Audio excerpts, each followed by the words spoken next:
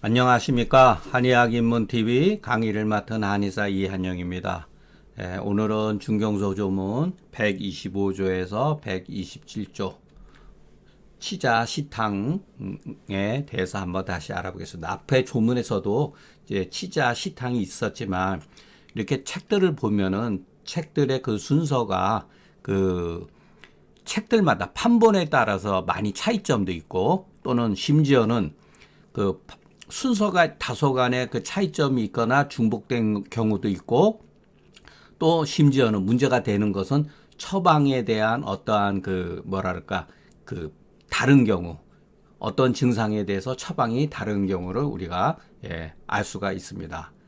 그러니까 저 같은 경우 이 조문을 쓴 게 제가 한 15년 전인가 한 17년 전에 이 조문을 그 강평본에 썼는데 또 실질적으로 대조를 해보니까 강평본하고는 또 같지가 않더라고요. 그러니까 제가 기억이 잘 나지가 않아요, 사실은.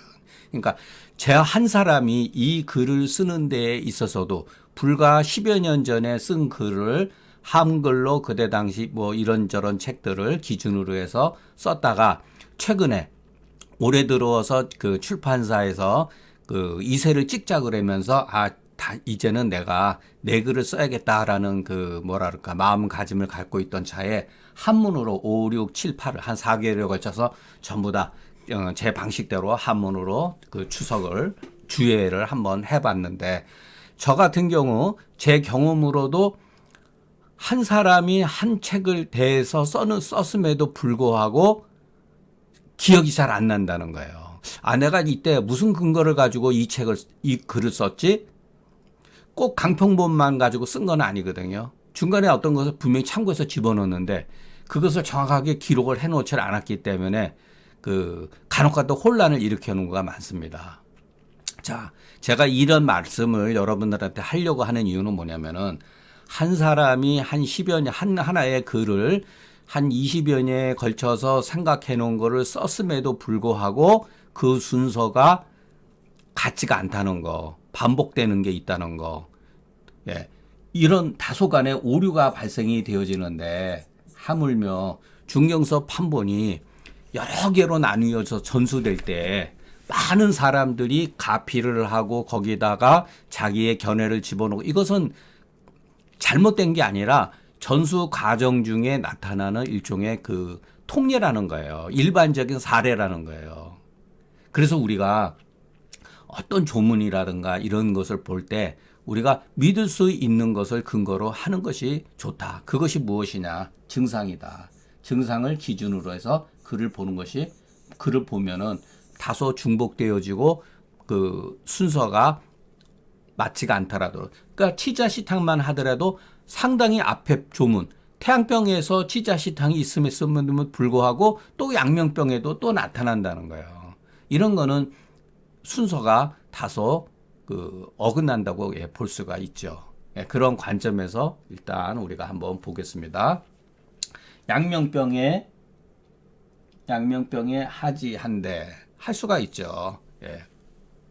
그 외에 유열이 있고 바깥으로 열이 있고 수족이 오나며 수족의 손바닥이 이렇게 따끈따끈하고 뜨겁다는 거죠. 그러니까 우리가 환자를 볼 때 맥만 보는 게 아니라 환자의 손바닥도 봐야 된다는 거죠. 그런데 자 결흉이 없다. 이것을 보면은 결흉이 있을 거라고 이 사람은 예측을 했던 거예요. 손이 뜨겁고 바깥으로 열이 그 발생이 되고 손이 뜨겁고 땀이 조금 삐직삐직 나는 거 없어 이 사람은 결흉이 있을 거라고 예측을 했는데 결흉이 없다라는 거죠. 그러니까 이 사람은 이 글을 통해 가지고서 예후를 어느 정도 가지고 썼다. 글을. 예후를. 그런데 자기가 판단한 그 예후와 같지가 않았기 때문에 결흉이라는 것을 없다라고 결흉이 나타나지 않았다는 것을 이렇게 표현한 거예요. 만약에 그렇지 않다면은 여기에 불결흉이라는 단어를 쓸 이유가 전혀 없죠. 또 하나는 이 결흉이 아니라고 하는 것을 통해 가지고 심중온해하야 심중온해와 결흉과는 실질적으로 증상이 비슷하기 때문에 실제 임상에서는 구분하기가 쉽지가 않다는 거예요. 그렇기 때문에 결흉이 없고 심중온해면 대함유탕을 써서는 안 된다는 걸 이미 말을 하고 있는 거죠. 그러나 이것은 책에 글에 있으니까 우리가 아는 거지, 우리가 환자를 볼 때는 이것이 굉장히 구별하기가 어렵다는 거예요. 그런데 여기다가 미묘하게 밥을 먹지 못한다. 근데 밥을 먹지 못하게 굶주렸는데도 뭐 어떤 책에는 요 기자를 뭐 이렇게 쓰여져 있는 경우도 있더라고요. 이렇게 줄읽기. 굶주렸음에도 열 때문에 밥을 못 먹는 게 아니라 불능식하면 열 때문에 밥을 못 먹는 경우가 있죠. 조열이라든가 이런 조시로 인해 가지고. 근데 여기서는 굳이 기라고 표현한 게 왜 그랬느냐. 이것은 나름대로 이전 사람들이 그 어떠한 깊은 생각을 가지고서 이렇게 썼다는 거예요. 다만 또 땀은 나긴 나는데 다만 요 단자도 보자. 다만 머리 위에서만 땀이 난다.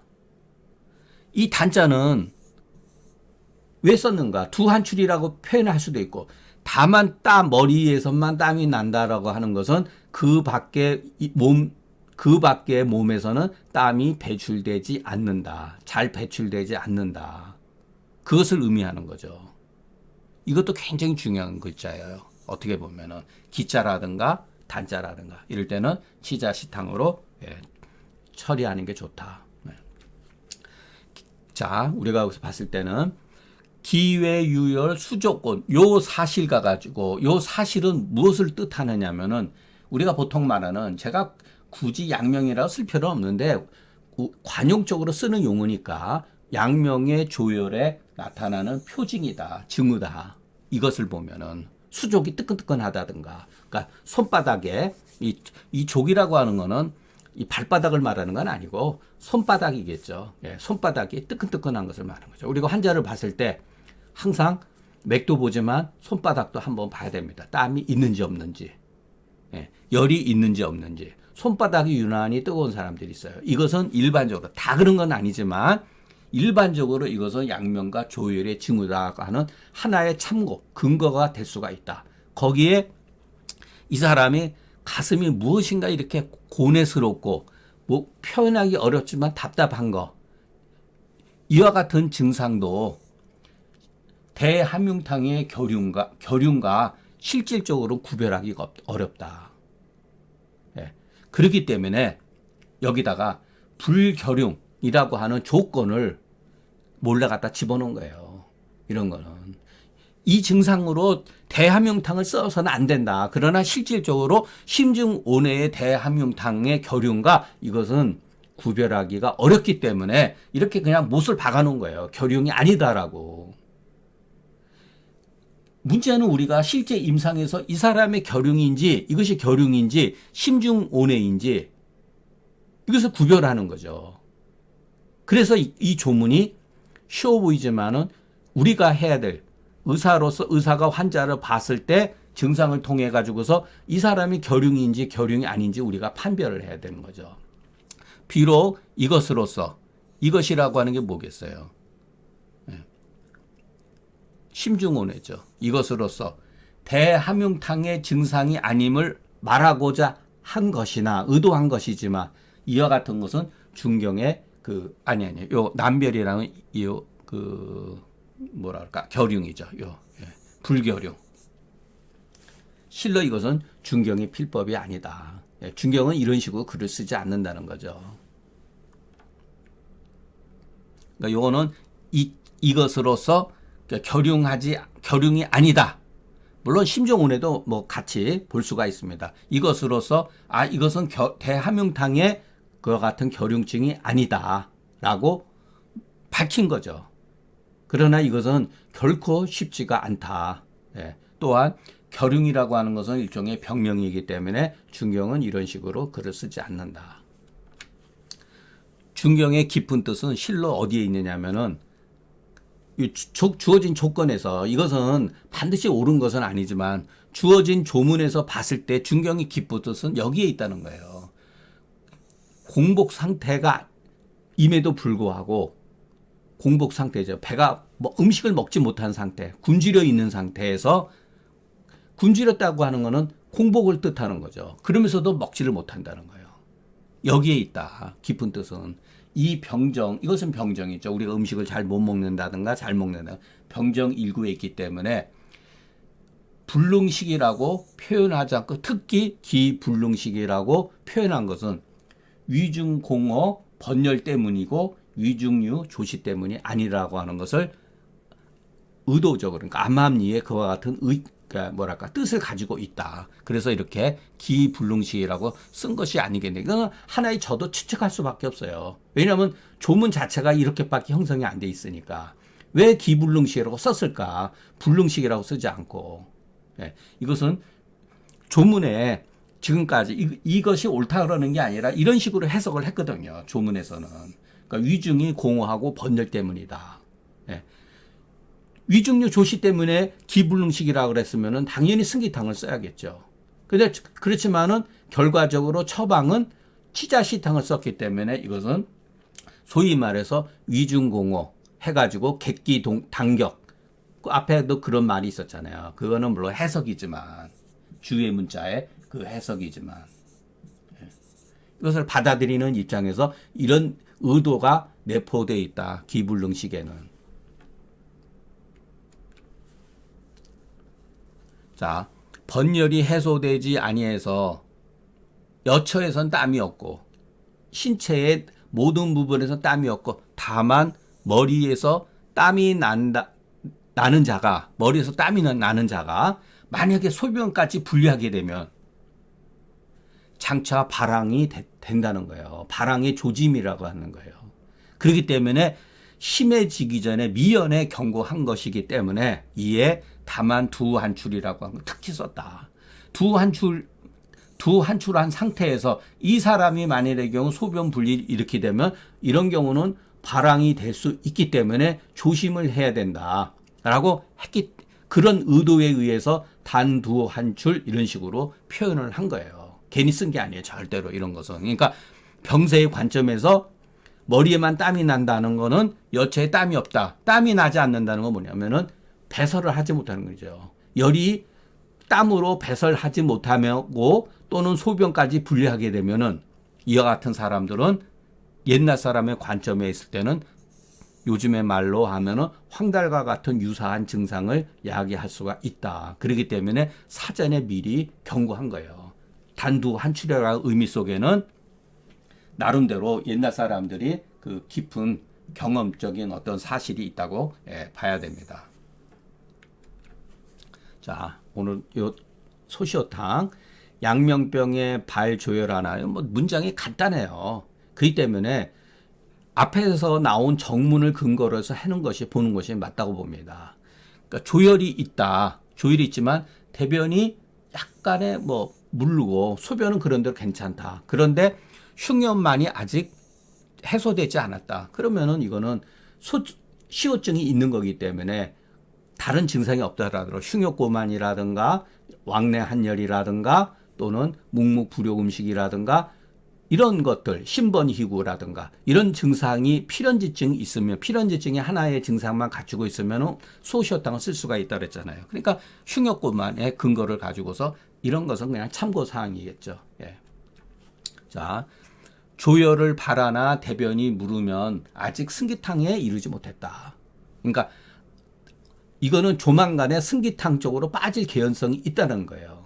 이렇게 대변당이라고 표현을 굳이 한 것은. 예. 그렇기 때문에 명분에 관계없이 양면병이든 소양병이든 어떠한 그러한 그 규정지어진 개념의 그 병증을 이해하는 명분에 관계없이 우리는 항상 증상 가지고 봐야죠. 흉욕고만 있으면 소시오탕을 쓰면 된다. 예, 간단하잖아요. 만약에 흉욕고만에 대변이 굳으면 이럴 때는 어떻게 해야 되느냐. 대시오탕을 쓰거나 요거는 잘못 썼네요. 이어나. 예. 대시오탕을 쓰거나 아니면 시오가 망초탕을 쓰면 된다. 예. 조문 127조 그냥 그 앞에서 나왔던 조문들이기 때문에 우리가 조금 그 옛날 것을 생각하는 입장에서 다시 한번 확인해 보겠습니다. 양명병에 이렇게 양명병이라고 이렇게 명분이 이렇게 있잖아요. 그렇지만 실제 증상은 흉엽이 굳어 있고 고만이라는 대신 더 딱딱하고 굳어 있는 거죠. 팽만감 있고 대변을 못 본다. 근데 아직 구토증이 남아 있다. 대변을 보지는 못하는데 구토증이 있다. 여기도 보면은 소셔탕의 어떤 근거를 쓸 수 있는, 그러니까 시오지제를 쓸 수 있는 근거가 있죠.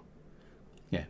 자, 혓바닥에 백태가 있고 가히 소시오탕을 처리하라. 그러면은 상초가 이로 인해서 통하게 되고 진액이 아래로, 그러니까 중초 하초로 내려오면서 위기죠. 예, 위기라고 하는 건 뭐냐면 위가 건조한 상태에서 이로 인해서 조화를 이루게 되면 온몸이 흠뻑 젖은 듯이 땀이 나오면서 해소된다. 자, 요거 앞에서 나왔었던 조문이죠. 이것을 우리가 그냥 원래 증상만 가지고 조문을 구성한다면은 양명병, 혀파, 편만, 부대변이 구, 설상백태자는 승기탕을 쓸만하다. 그러면은 신지변 한출이 해다. 이거는 일종의 명의엄 반응이에요. 이거는 항상 기억하고 있어라 그랬잖아요. 예. 소시오탕을 썼을 때 온몸이 약간 땀을 흘릴 때 약간 경기 비슷하게 떠는 경우가 있어요. 이거는 예, 저도 확인했습니다. 예. 그러니까 이렇게 해소가 된다. 무릇 혀파 편만하고 부대변하고 편하면서 구토하고 설상백태자는 아직 대시오탕증, 저 같은 경우는 대시오탕이라고 표현했는데, 왜냐하면 부대변 때문에 대시오탕에 이르지 아니했으니 한번 소시오탕을 쓸만하다. 소시오탕을 쓰게 되면은 혀파 편만이 해소가 되고 이로 인해서 상초와 중초가 통해가지고, 이런 용어는 저도 그렇게 좋아하는 용어는 아니지만은 어쨌든 간에 조문 내 이와 같은 상초가 득통하고 그 진액이 하초로 내려오면, 그렇지만 저는 그냥 중초라고 표현했습니다. 중초가 통해서 위기가 이로 인해서 이 두 가지 사실이죠. 예. 위기가 이로 인해서 조화를 이루게 되지만, 그렇기 때문에 소시오탕에 대한 방이, 이 사람들의 처방에 대한 해석이죠. 이거는. 자, 상초가 득통하고 하초로 예를 들어서 진액이 내려오면서 위기가 이로 인해서 조화를 이룬다라고 하는 것은 뭐냐면은 결국은 진액이거든요. 예. 막혀가지고서 중초, 흉협을 통해가지고서 열과 담과 이것이 울색이 되게 되면은 상초와 중초, 하초가 서로 간의 소통 관계가 문제가 발생이 되면서 위기가 소위 말해서 불화한다든가 위중 건조하게 되면은 조이승기탕으로 빠질 수가 있잖아요. 그래서 만약의 경우 치료의 기회를 놓치게 되면 이와 같은 상황에서 조이승기탕증으로 반드시 장차 앞으로 이를 것이다. 그러니까 이것도 병세의 관점에서 조문이 나타난 것을 우리가 알 수가 있죠. 그런데 자, 상초, 득통, 진액, 득하, 위기, 인하는 오늘날 말하는 양리기전이에요. 양리기전. 소시오탕에 대한 이 사람들이 해석해 놓은 거예요. 아, 소시오탕을 써니까 치료가 되는 것은 이런 것이 아니겠는가라고 나름대로 이렇게 추측한 거죠. 반드시 옳다고 할 수는 없어요. 그러나 이것이 어느 정도 그래도 근거가 있기 때문에 조문에 이런 식으로 표현되어 있었고, 저도 가급적이면 해석을 하는데 조문에 나와 있는 용어를 가급적이면 그대로 쓰자라는 의미에서 그대로 썼습니다. 그러니까 신지변 한추리해는 명연 반응으로 앞서서 반드시 증증이진하면서 도리어 갑자기 발열 한추리해, 이와 같은 조문과 동류의 뜻이다. 그런데 자, 뜻이지만 반드시 여기 이 조문에 한해서는 제가 여기다가 이것을 굳이 집어넣은 것은 전제 조건이 여기서는 부대변이라 그랬잖아요. 부대변이 구라 그랬잖아요. 혹 이런 증상이 나타나지 않고 조시를 해소시키면서 그러니까 조시가 배출되면서 병증이 해소될 수 있다. 그것을 참고하는 게 좋다.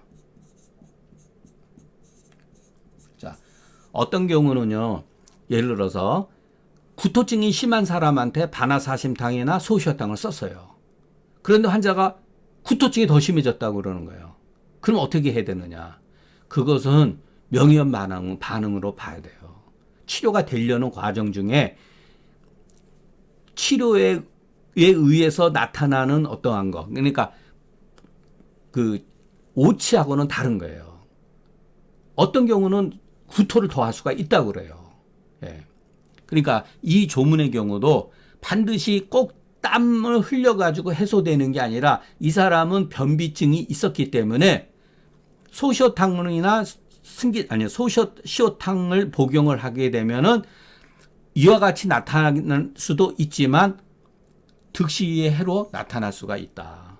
예. 그러니까 조시를 그러니까 배출하면서 병증이 조열이 해소될 수가 있다. 이거는 뭐 참고 사항이에요. 앞에 조문에 나왔던 거니까. 뭐 짧은 거지만 앞에서도 반복된 글이라 조금 그 진행을 빨리 했습니다.